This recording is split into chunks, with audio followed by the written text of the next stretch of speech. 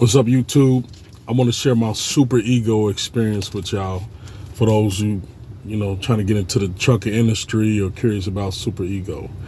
So this is not what I do on the regular videos and all that good stuff. So I wrote everything down. I don't want to miss some things because it's all important to me that I express how I feel about my personal experience. This ain't no knock against nobody else. It's just how I feel. All right, so my piece of advice is make sure you have at least 2 other jobs locked in before you go sign on with Super Ego. Once you get started, give your dispatch at least 2 weeks to find fair or good paying jobs. After that, you have to get another dispatcher like right away. If Super Ego don't get you another dispatcher in 7 days, man, you gotta get the hell up out of there. It's a lot of drivers that do good, and I ain't knocking them for the ones that do good, but the ones that do good, they simply got good dispatchers. That's all it is to it. So if you're going to start with Super Ego, do the lease own deal, no money down or whatever. My opinion, it's best that you have little to no living expenses at home. Or you got a companion at home that's paying all the bills so you don't have to worry about nothing if you hit a bump in the road out there. I think one of the best options they got is Super Ego is the opportunity to run hard and pay the truck off in a couple years. I think if you run hard enough, you can pay your truck off and make $500 to $1,000 a week, with a bad dispatcher. And that's never going home, never stopping too. Saying that's after all your operating expenses, my opinion. So the problem is a greedy broker and a greedy dispatcher. If they ain't greedy, you can make good money. But in my opinion, there's a lot of them that's taking a couple $100 each out of the jobs. I say maybe the broker taking $200, dispatcher taking $200-300 off top. So when they offer you the pennies that they offer you, you don't know what that job actually pay. So they ignore the obvious rate, the pay per mile rate. It's in your area. You can show it to them. I even screenshot it and showed it to them. Oh, well, sir, this is just what it's offering. Like, they trying to play like we stupid, and basically saying take it and leave it. So, whatever you do, you got to stand tall. Deny them low buy offers, even if you got to take a whole day off. Like, fuck it, I ain't going to. I'm going to sit right here, find me a good paying job. To me, I see 100,000 Super Ego trucks on the road, but I can't even find 100 success stories from people, my people, our people, people, that's outside of the Super Ego nationality brand. Show me 100 people on there saying they're doing good, successful. I just don't see it. You may see a few videos, witness stories of people doing good, but, check out their confidence, check out their swag and their demeanor when they speak. To me, they don't seem that happy. Oh, they may say, oh, I make this, I make that, but some of the people, they don't seem too confident. They don't seem like they're doing too good. It's almost like they don't want to admit that they struggling or they doing just much. And this ain't for everybody. Some drivers ain't struggling. Some people doing good. Once again, they got good dispatchers. To check out their body language and their energy when you look at the videos and they stories when they get interviewed about how good they doing. So, I noticed the drivers that's from the Super Ego area, the countries that's related to the Super Ego people, So I'm trying to say it the right way because, love is love for everybody. For me, so I don't want to offend nobody. But to me, they're people. The people come from the Super Ego brand. If you notice them out in their jobs, they trucks be clean.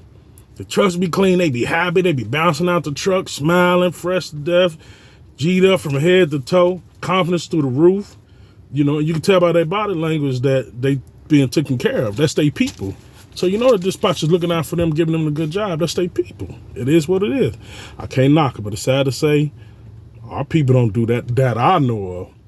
I don't know if maybe I listen to the brother Kobe Pegway. He look out do good for his people. And maybe a few other successful companies that look out for their people, black people. I just don't know any particular. And if it is, you know, I wish I'll be out there and be known more often, at least giving people the opportunity to step into a truck, no money down. If the money there, prove it. We're gonna get hard, we're gonna get down, we're gonna run hard for you. We just need to know. You know, so basically they're getting good paying jobs from their people and everybody else struggling, you know what I mean? Because they offer them pennies, lowball offers, just enough to make the truck and trailer payments, you know, which is Ego's bottom line. I mean, I ain't mad at them. You know, you get people in there, you know, get people to pay off the truck and trailer for you. You own the assets. It's your assets. You're using them for that. So I can't knock them for it. You know, but once again, people that do good, they got good dispatchers. And I ain't speaking for everybody, because some drivers, some brothers do good with them. They just got good dispatchers, bottom line. And, you know, from what I observed, most of our people, they ain't doing too good. I done talked to a few people myself, you know, out there, and they going through the same thing that I'm going through. It just ain't enough dispatchers. Good dispatchers is super Ego. You know, or majority of the drivers will be happy, man. It's plain as day, bottom line. You're going to hear stories on YouTube, or you hear people saying, okay, you got to manage your money and be a professional. Okay, yeah, that's in life, period. I don't give a damn if you're at McDonald's or Wendy's or not. You know, that's what it is. No shit, you know. Well, man, but miss me with the bullshit. How you going to manage successfully when you've been set up for failure? What the hell you going to manage? They got to give you something to manage. You can't manage what they ain't giving you. And for everybody, we ain't getting it. So, one concept I learned from a brother down in, I think it was in Georgia. He was like, hey, you know, worst thing worse, put somebody in your truck, let them run for you, and get you another job, let them run, give them some majority of the profit or all the profit, and just let them run and pay off the truck for you so you own the truck. You know, which one a bad idea, bad thought? Me, myself, shit, I like to get down the road. I like to drive. So, you know, I gave it a shot. I tried for myself, but numbers ain't adding up. The numbers, they just ain't adding up.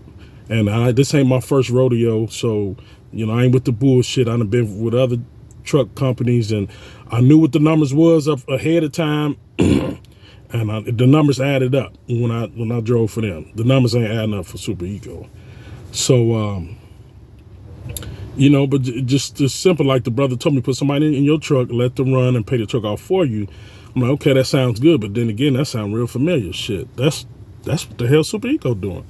Man, they warehousing us by the hundreds of thousands. They getting them new trucks in because of their good credit. They throwing us in them trucks to run and pay the truck off. Yeah, it may not pay your truck off. Like, you may quit and move on to something different, and that truck ain't paid off, but somebody may have damn near had a truck almost paid off 3 months ago, and them little payments that you made for them, it can pay off a truck, you know, in the beginning. Just some of the older trucks is just playing catch up. You know, they getting on top of their bills, getting on top of their assets, just paying off their debt. They're using you to pay off their debt or whatever. It is what it is. So my dispatcher experience is like, okay, say for instance, like I talk to my dispatcher like, okay, man, I need to take a shower. And I'm going to shut it down for the night. You know, we'll start over in the morning. You know, you can get me a load going, you know, wherever. Just one area I want to go to is hell. I ain't trying to go to hell. Don't send me to hell. Okay, sir. Okay, sir. So you know, you chilling. 5 minutes later, ding. Hello? Oh, sir, I have a job for you. One job's going straight to hell. And did I just tell you I didn't want a job going to hell? We just hung up. I just told you I want to go there. Oh, well, sir, this job pays $2,000. $2,000? Man, it costs $1,900 in fuel just to go to hell. Like, what is we just talked about it. We've been talking about this for 2 weeks straight. So, you know, they keep hitting you with the same bullshit, you know. You tell them over and over again. They understand English. You understand what they saying. Like, man, they trying to play you like you, like, either take it or lose it, or I'm just going to keep going to war with you till you tap out and give up or whatever. So I had to cuss my dispatcher out. I had to cuss the broker out. And they ain't like, man, you know, I don't like doing stuff like that. But, you know, I let them have it. So finally, after I put my foot down, and cuss them out. They give me a good paying job going somewhere. Okay, you know, the rate per mile was good. I think it was like $3.60. Get down there, first thing you do, try to offer me a low ball rate. I want to say probably like $1.50 something a mile. I said, man, you got to be kidding me. This must be a game to you. So, you know, I think that, you know, in life, you experience what you experience. You're going to learn from it.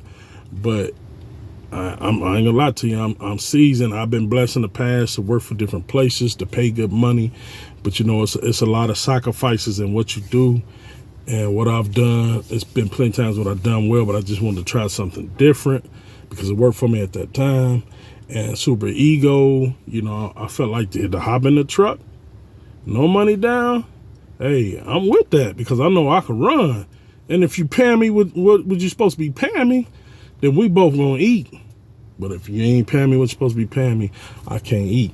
You gonna eat, but I can't eat. So I tried it.